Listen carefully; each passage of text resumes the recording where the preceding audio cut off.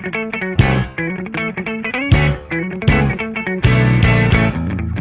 teman-teman semuanya, perkenalkan nama saya Fazila Denis Atifa dari Prodi Komunikasi Digital dan Media dan kelompok besar Bimantara Mahitala dan kelompok sedang Mahitala Nasatra. Hari ini saya akan mempresentasikan resum student disiplin intelijensi. Apa aja sih yang mau kita bahas hari ini? Yang pertama, kedisiplinan secara umum. Yang kedua, SOP menghubungi dosen dan kakak tingkat. Yang ketiga, SOP pakaian mahasiswa sekolah vokasi IPB. Yang keempat, SOP akademik sekolah vokasi IPB. Dan yang kelima, SOP MPKM 15 sekolah vokasi IPB angkatan 61. Disiplinan secara umum terdiri dari yang pertama, rambut tidak boleh gondrong.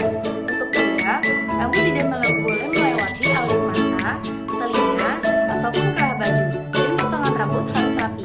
Tidak boleh dengan model spike, mohawk, punk, rasta, ataupun gimbal. Untuk wanita, potongannya rapi.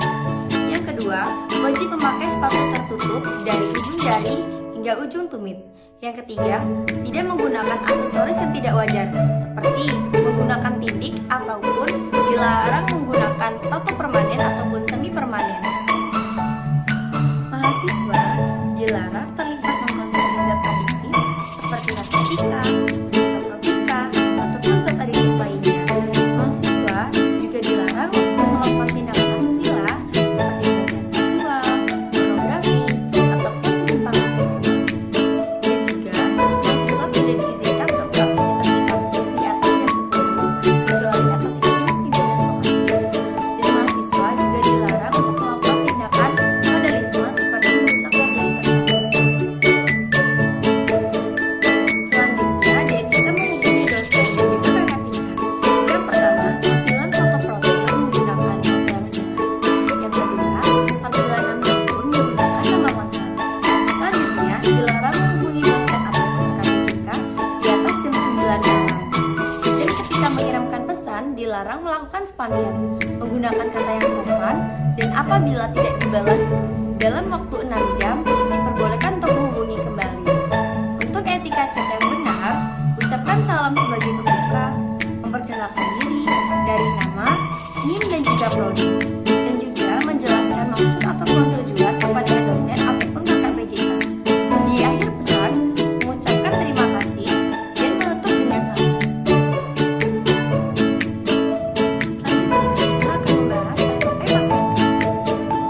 Oke, sebelum kita membahas SOP pakaian kampus lebih lanjut, sebenarnya kalian tahu nggak sih kenapa mahasiswa sekolah vokasi mengharuskan berpenampilan rapi dan juga menarik? Nah, karena mahasiswa sekolah vokasi dipersiapkan untuk magang dan juga praktik lapangan. Berpakaian rapi dan menarik juga dipergunakan untuk wawancara dan juga melamar kerja. Mahasiswa sekolah vokasi ketika lulus dipersiapkan untuk siap bekerja. Nah, ini nih aturan pakaian setiap hari mahasiswa sekolah vokasi. Untuk hari Senin dan hari Selasa, menggunakan pakaian SOP yang berlaku, seperti menggunakan kemeja tebal, berkerah, dan untuk bawahannya menggunakan celana formal. Untuk hari Rabu, menggunakan batik prodi masing-masing dengan bawahan celana panjang hitam untuk laki-laki dan rok panjang hitam untuk perempuan. Untuk hari Kamis, menggunakan pakaian prodi masing-masing dengan celana bahan hitam panjang. Untuk hari Jumat, diperkenankan untuk menggunakan kaos polo dengan merek apapun yang terpercaya dan diperbolehkan untuk menggunakan jeans panjang. SOP yang selanjutnya akan kita bahas adalah SOP akademik sekolah vokasi IPB. Dalam SOP akademik kampus terdapat sanksi-sanksi seperti sanksi ketidakhadiran dengan alasan apapun. Contohnya seperti sakit, izin, alpa, maupun surat. Apabila ketidakhadiran lebih dari 4 kali, maka akan melaksanakan cekal UTS ataupun cekal UAS. Yang kedua, ada sanksi kecurangan akademik.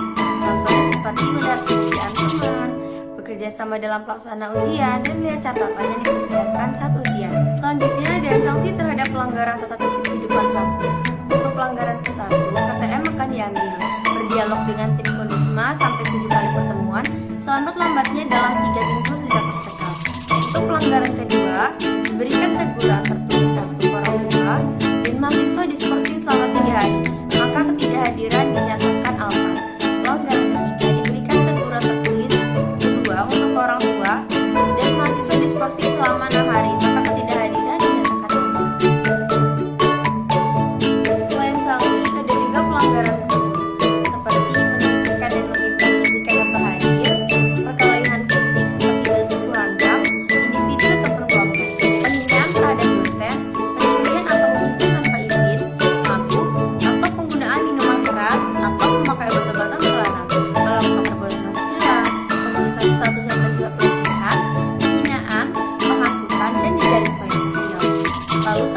plagiarisme, dan pemalsuan tanda tangan dokumen.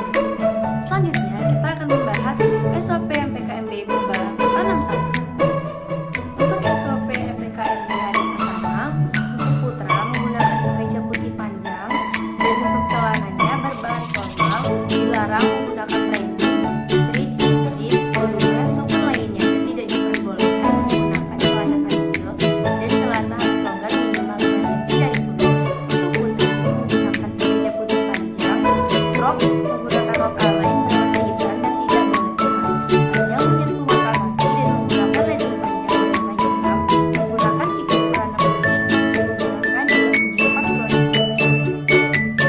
Untuk SOP MPKMB hari kedua, putra putri menggunakan kemeja batik berkerah dan berkancing, lengan panjang tidak boleh dilipat dan tidak boleh meninggikan pangkal ataupun tidak dikatakan. Kemudian berkerah tegak dan berkancing, tidak memakai kemeja model lain dan menggunakan daster tanpa ada lambang organisasi ataupun partisipasi.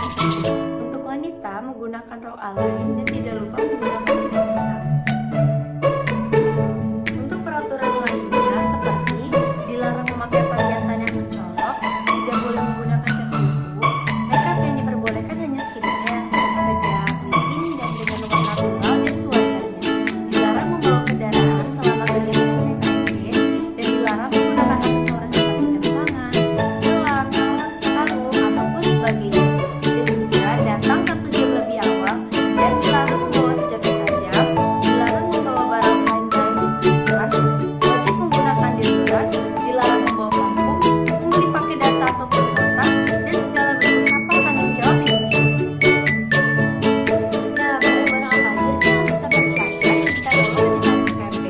Yaitu, tidak wajib menggunakan randal, wajib membawa cekbut ataupun alat tulis, wajib membawa alat sholat, botol minum tidak boleh menggunakan plastik, wajib membawa tote bag untuk membawa sepatu, membawa botol-botol pribadi, membawa masker dan hand sanitizer, membawa sandal, membawa step pribadi, tidak lupa juga membawa handphone, name tag, alat IPB, topi MPKMB, payung lipat ataupun jas hujan, identitas seperti KTP,